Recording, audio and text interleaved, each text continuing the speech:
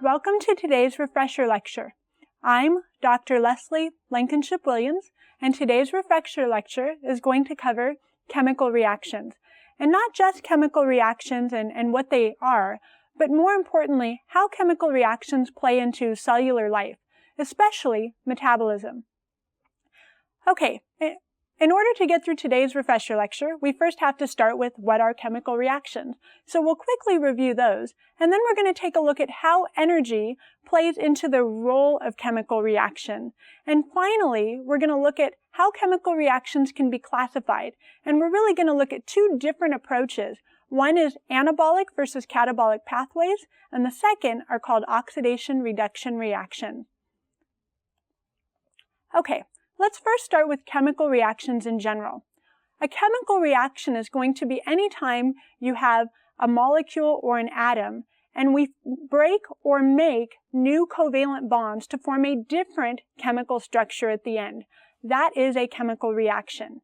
Chemical reactions can often be abbreviated as A plus B goes to C plus D. In our case, A plus B in this example are just placeholders. So is C plus D. They represent the real molecules or real atoms. Anytime you have a chemical reaction, A plus B, in other words, the left-hand side of the equation, are called the reactants. This is what you start with. Once you make or break your new covalent bonds, you end up with your product. In this example, C and D are going to be our products. So now that we've reviewed what chemical reactions are, let's go ahead and take a look at how chemical reactions actually play into energy. So this is our real question. What type of chemical reactions are going to require energy, and what type are going to release energy? So that's the question that I want you to keep in mind as we move forward. So again, the question is, what type of chemical reactions are going to require energy, and what type are going to release energy? Now that you have that question, let's go ahead and move on and take a look at the first class of chemical reactions. Metabolic pathways, the series of chemical reactions that happen in a cell, can be broken up into one of two classes. They can be catabolic or they can be anabolic. So anytime you have a metabolic pathway in a cell, you classify it as either catabolic or anabolic. A catabolic reaction is going to take a really large molecule and basically break it down into a bunch of little smaller molecules. Think for a moment that you have a box of Legos and you've built this very, very complex, nice big building.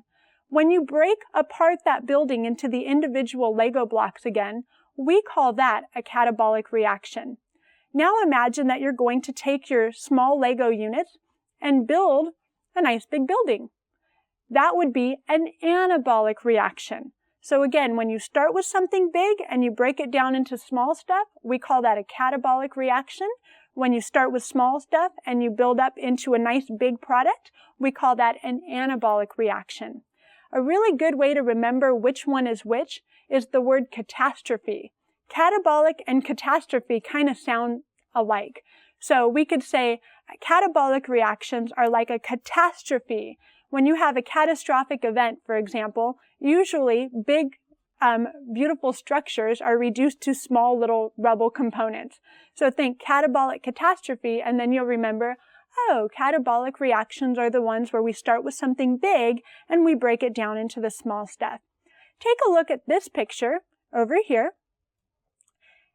And using these definitions, tell me, is that going to be a catabolic or an anabolic reaction?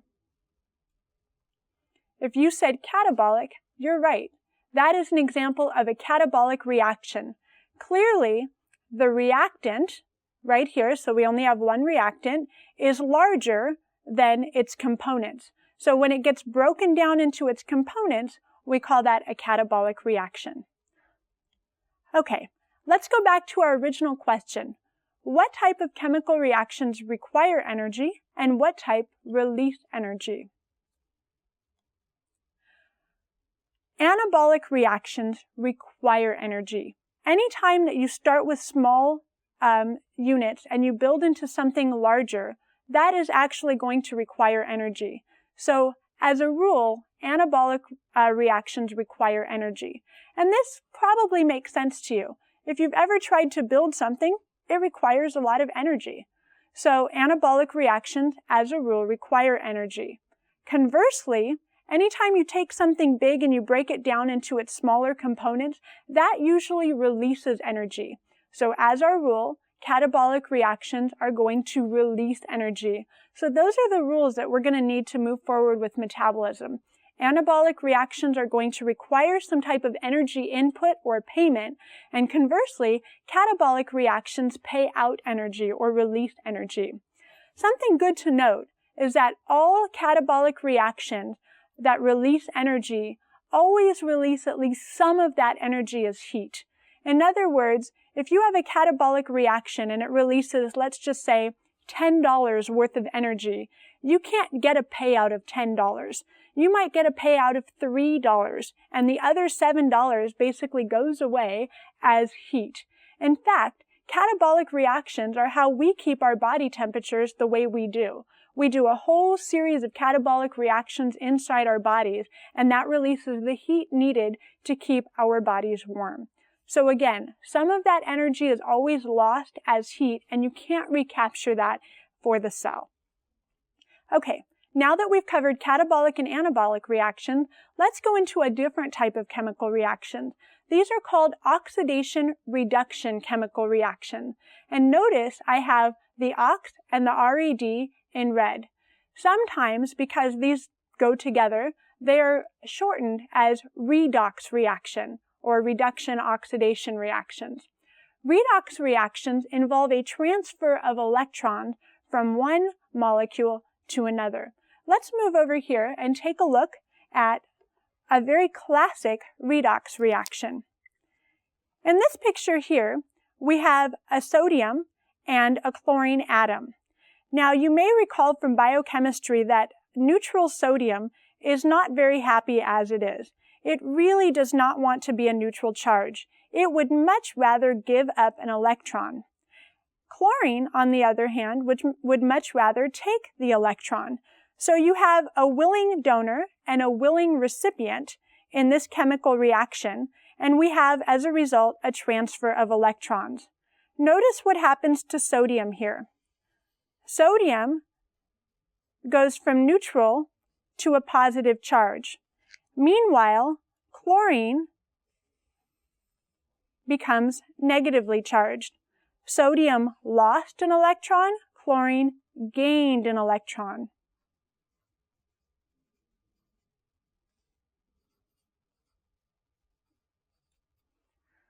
Now, we call this type of chemical reaction a redox reaction because we've had a transfer of electrons from sodium to chlorine.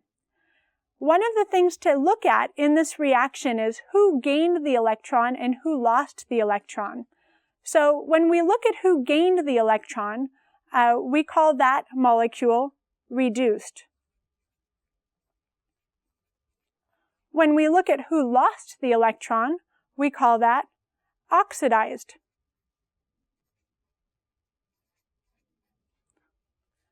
So redox reactions, you can see, come from this reduction, oxidation terms referring to the gain and the loss of electron. So in our example, who has lost the electron? Well, sodium has. So as a rule, sodium was oxidized. Who has gained the electrons or who was reduced? Well, chlorine was. So we say that chlorine, thus becoming chloride, was actually reduced. A good way to remember this is Leo the lion goes grr. Like so. Leo stands for lose electrons oxidized. Grr stands for gain electrons reduced. So again, the molecule or the atom that loses the electrons is said to be oxidized. In this case, we know that sodium lost the electron, so we say sodium has been oxidized, and the molecule that gains electrons reduced is going to be chlorine up here. Okay, now that we've taken a look at that second class of chemical reaction, let's actually go to something else. Let's talk about ATP. ATP stands for adenosine triphosphate, and it is a type of nucleotide that has a very, very special role in all living cells. So if we take a look at ATP, first recall the nucleotide structure. We have a sugar here, we have our nitrogenous base here, and we have our phosphate group over here. But ATP is special because it doesn't just have one phosphate group, it has 3. Hence the term triphosphate. Tri meaning 3. Let's take a look. Does everyone see the 3 phosphate groups? 1, 2, and 3 right next to each other? Those 3 phosphate groups make ATP a very, very chemically charged molecule as is. And that's because like charges repel. And what you may see here is a negative charge there, a negative charge there, and a negative charge there. 3 negative charges all crowded together. And they really, really, really don't like that. So you might think, I bet those negative charges, they don't want to be next to each other. And that's true. So ATP has the energy of a coiled spring. Let's take a look at this bottom picture right here. We have ATP denoted here.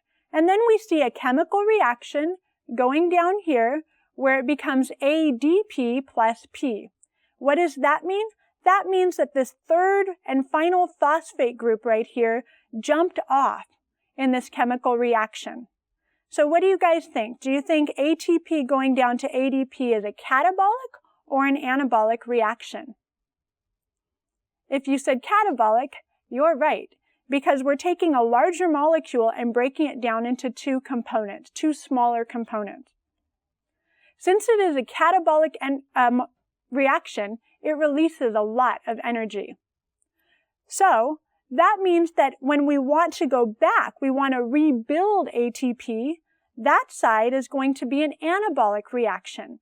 So taking ADP and P and putting them back together again, rehooking that last phosphate group on, is going to go back up and become an anabolic reaction. It's going to require energy. Keep that in mind as we move forward. You probably remember that ATP is used a lot in the cell to pay for what is known as cellular work. So when ATP breaks down into ADP and a phosphate group, this releases energy. As we've said, it's a catabolic reaction, so it releases energy. That energy is used like cell money. Think of it as the money that pays for stuff in the cell. In fact, sometimes it's useful to think of the entire cell as a little mini economy going on in there. Anytime you want to do work, you've got to pay for stuff, just like you do in real life. You want work done? You're going to have to pay for that. But instead of using dollar bills, we use ATP.